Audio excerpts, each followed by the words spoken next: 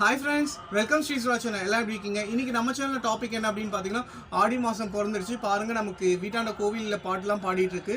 இன்னைக்கு நம்ம என்ன டாபிக் அப்படின்னு பார்த்தீங்கன்னா, ஒரு குக்கிங் வீடியோ தான். இதில் என்ன ஸ்பெஷல் அப்படின்னு பார்த்தீங்கன்னா, ஆடி மாத கூழ் செய்கிறது பார்த்தீங்கன்னா ரொம்ப ஈஸி. நிறைய பேர் என்னென்னா கூழ் செய்ய தெரியாதுன்னு சொல்லுவாங்க. ஸோ ரொம்ப ஈஸியாக, அதாவது பிகினர்ஸ் கூட இந்த கூழ் வந்து நம்ம செஞ்சிடலாம். அதே மாதிரி ஆடி மாதம் எங்கே கூழ் ஊற்றினாலும் கண்டிப்பாக வாங்கி குடிங்க, ரொம்ப நல்லது. இப்போ அந்த கூழை வந்து எப்படி செய்யணும் தான் பார்க்க போகிறோம். வாங்க சேனலுக்குள்ளே போகலாம். ஃப்ரெண்ட்ஸ், ஆடி மாத கூழ் எப்படி செய்கிறதுன்னு தான் பார்க்க போகிறோம். பாருங்கள், நம்ம செஞ்சு சுவாமிக்கு வச்சாச்சு. ரொம்ப ஈஸியான இந்த கூழ் வந்து பிகினர்ஸ் கூட செஞ்சிடலாம். வாங்க எப்படி செய்கிறதுன்னு சேனலுக்குள்ளே போகலாம். ஃப்ரெண்ட்ஸ், இப்போ கூழ் செய்கிறதுக்கு ஃபஸ்ட் ப்ராசஸ் என்ன அப்படின்னு பார்த்தீங்கன்னா, கேழ்வரகு மாவு எடுத்துக்கங்க. இப்போ கேழ்வரகு மாவு வந்து நீங்கள் ரெடிமேடாகவும் வாங்கிக்கலாம், இல்லைனா கேழ்வரகை வாங்கி நல்லா சுத்தம் பண்ணி வாஷ் பண்ணி காய வச்சு நீங்கள் மிஷினில் கொடுத்து அரைச்சிக்கலாம். இப்போ பார்த்தீங்கன்னா, நான் ஒரு 2 அழாக்கு மாவு வந்து எடுத்துக்கிறேன். ஆக்சுவலி இது பார்த்தீங்கன்னா, நம்ம வீட்டில் ரெடி பண்ணது தான். இந்த மாவு புளிக்க வைக்கிறதுல ஒரு ப்ராசஸ் இருக்குது. என்ன அப்படின்னு பார்த்தீங்கன்னா, பொதுவாக வந்து சண்டே வந்து கூழ் ஊற்றுறோம் அப்படின்னா, நம்ம வந்து வெள்ளிக்கிழமையே வந்து மாவு புளிக்க வைப்போம். அதுதான் எல்லாருமே பண்ணுவாங்க. பட் நம்ம அப்படி இல்லை. சனிக்கிழமை காலையில் நீங்கள் மாவு புளிக்க வச்சாலே போதும். உங்களுக்கு வந்து அன்றைக்கே புளிக்க வச்சு அன்றைக்கே வந்து கூழ் செஞ்சிடலாம். ஒரு 2 1/2 அழாக்கா எடுத்துக்கிறேன். ஏன்னா நமக்கு கணக்கு வரணுன்றதுக்காக நான் 2 அழாக்கு தான் போட்டேன். நமக்கு 1/2 கிலோ கணக்குக்கு வரன்றதுக்காக 2 அழாக்கா எடுத்துக்கிறேன். நம்ம ஏன், அதாவது ஒரு நாள் முன்னாடியே நம்ம ஊற வச்சு பண்ணுறோம் அப்படின்னு பார்த்தீங்கன்னா, நீங்கள் 2 நாளைக்கு முன்னாடி ஊற வைக்கிறப்போ வந்து கொஞ்சம் புளிப்பு ஸ்மெல் வந்து அதிகமாக இருக்கும். அதே மாதிரி வந்து புளிச்சும் கொஞ்சம் டேஸ்ட் மாறிடும். அதனால் வந்து நீங்கள் ஒரு நாள் முன்னாடியே காலையில் இயர்லி மார்னிங் கலந்து வச்சுட்டு வெயிலில் ஒரு 1 மணி நேரம் வச்சுட்டிங்கன்னா போதும்.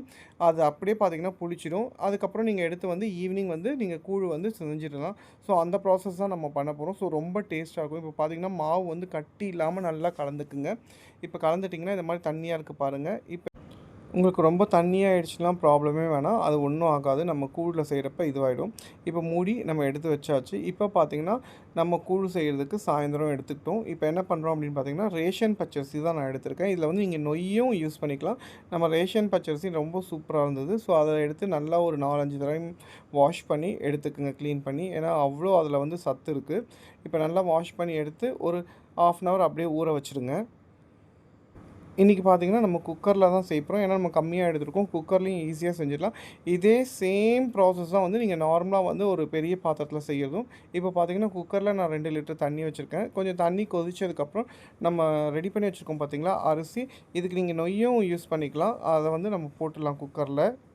இப்போ அரிசியை குக்கரில் போட்டுட்டு ஒரு 3 விசில் கொடுத்து எடுத்துக்கலாம். ஸோ ரொம்ப ஈஸி தான் இது. பிகினர்ஸ் கூட பண்ணிடலாம். ஏன்னா வந்து நிறைய பேர் நினைப்பாங்க கூழ் செய்கிறது ரொம்ப கஷ்டம்னு நினைப்பாங்க. ரொம்ப ஈஸிங்க. அதாவது ரொம்ப சிம்பிளான மெத்தட் தான். நீங்கள் ஒரு நாள் முன்னாடி மாவு புளிக்க வச்சுட்டு அன்றைக்கே செஞ்சுட்டு அப்படியே வந்து ஈஸியாக மறுநாள் வந்து கரைச்சிடலாம் கூழை. இப்போ பார்த்திங்கன்னா, நம்ம ஒரு 3 விசில் கொடுத்து இறக்கிடலாம். இப்போ பார்த்திங்கன்னா முடிஞ்சிருச்சு. விசில் வந்துடுச்சு. இப்போ இறக்கிட்டோம் பாருங்கள். ரைஸ் பார்த்திங்கன்னா நல்லா வெந்திருக்கும். இப்போ அதை எல்லாமே வந்து பார்த்திங்கன்னா நல்லா கரண்டியை வச்சு அது கூழ் மாதிரி அதை நசுக்கி விட்டுருங்க நல்லா. அப்போ வந்து கொஞ்சம் நல்லாயிருக்கும்.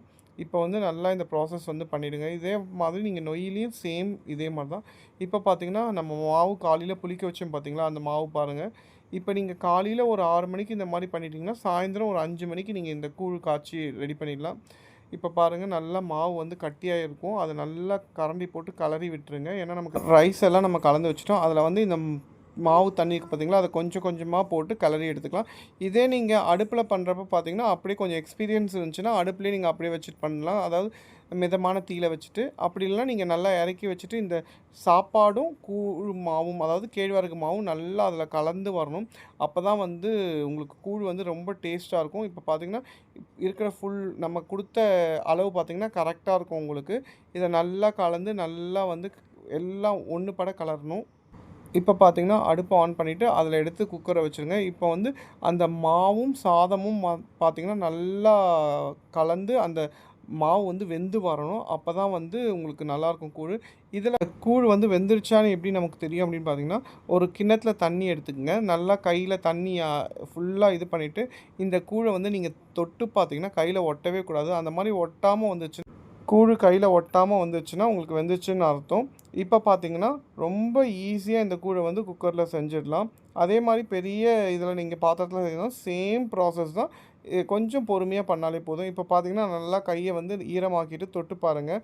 தொட்டு பார்த்தீங்கன்னா உங்கள் கையில் கொஞ்சம் கூட ஒட்டாது. அப்போ பார்த்தீங்கன்னா உங்களுக்கு குழு வெந்துருச்சுன்னு அர்த்தம். பாருங்கள் கொஞ்சம் கூட ஒட்டவே இல்லை.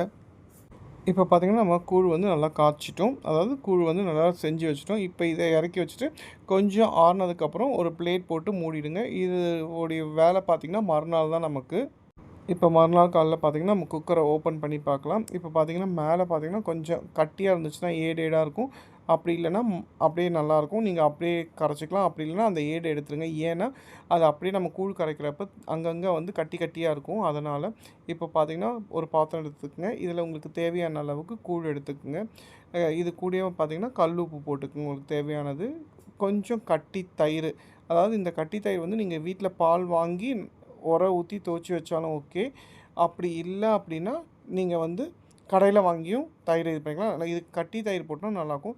இப்போ இந்த மாதிரி 3யும் போட்டுட்டு நல்லா கையில் கலந்து விடுங்க. அதுக்கப்புறம் தான் தண்ணி ஊற்றணும். ஏன்னா இப்போவே நம்ம வந்து தண்ணி ஊற்றிட்டோன்னா அந்த அதாவது தயிர்லாம் பார்த்திங்கன்னா மேலே ஏடாக மிதக்கும். ஸோ அதனால் வந்து நல்லா கையில் வந்து நல்லா கலந்து விட்டுருங்க. இது கையில் தான் கலக்கணும். பொதுவாகவே சொல்லுவாங்க நம்ம கையில் வந்து நல்ல பாக்டீரியா இருக்கும்னு சொல்லிட்டு. ஸோ அந்த பாக்டீரியாலாம் பார்த்திங்கன்னா இந்த கூழில் வந்து நமக்கு அப்படியே ஒன்றா செட் ஆகி வந்துடும்.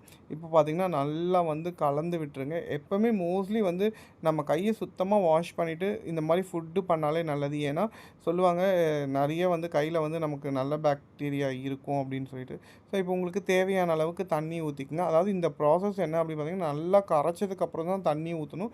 இல்லைனா அங்கங்கே வந்து பார்த்திங்கன்னா கட்டி கட்டியாக இருக்கும். அப்போ வந்து டேஸ்ட் நல்லா இருக்காது. இப்போ பாருங்கள் உங்களுக்கு எவ்வளோ வேணுமோ அந்த அளவுக்கு கரைச்சி எடுத்துக்கங்க. இப்போ என்ன பண்ண போகிறோம் அப்படின்னு பார்த்திங்கன்னா அந்த கூழ் பானைக்கு வந்து வேப்ப இலை கட்ட போகிறோம். ஆடி மாதம் கூழ்னால இப்படி தான் நம்ம பண்ணுவோம். ஸோ அதுக்கு பார்த்திங்கன்னா இந்த வேப்ப இலை இதை வந்து நம்ம பூ கட்டுற மாதிரி கட்டி எடுத்துக்கோங்க. நம்ம எந்த பாத்திரம் எடுத்துருக்கோமோ அந்த பாத்திரத்துக்கு ஏற்ற சைஸுக்கு. இப்போ பார்த்திங்கன்னா கூழ் நம்ம ஒரு சின்ன பாத்திரத்தில் எடுத்துருக்கோம்.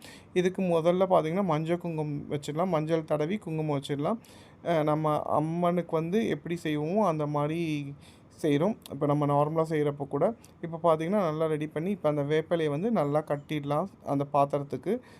ஆடி மாதம்னாலே இந்த மாதிரி ஒரு விசேஷமான கூழ் குடிக்கிறது ரொம்ப பெரிய விஷயம்.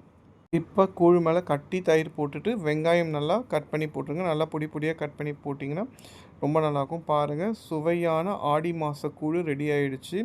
ஸோ ஆடினாலே தேடி போய் கூழ் வந்து குடிக்க சொல்லுவாங்க.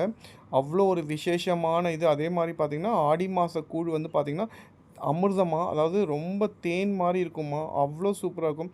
எந்த கோவிலில் சரி இல்லை யார் வீட்டில் ஊற்றினாலும் கண்டிப்பாக ஆடி மாதம் வந்து போய் வாங்கி கண்டிப்பாக கூழ் குடிங்க. ரொம்ப நல்லது. அந்த அம்மன் நம்ம எல்லாரையும் வந்து நல்லா வச்சுருக்கட்டும் ஃப்ரெண்ட்ஸ்.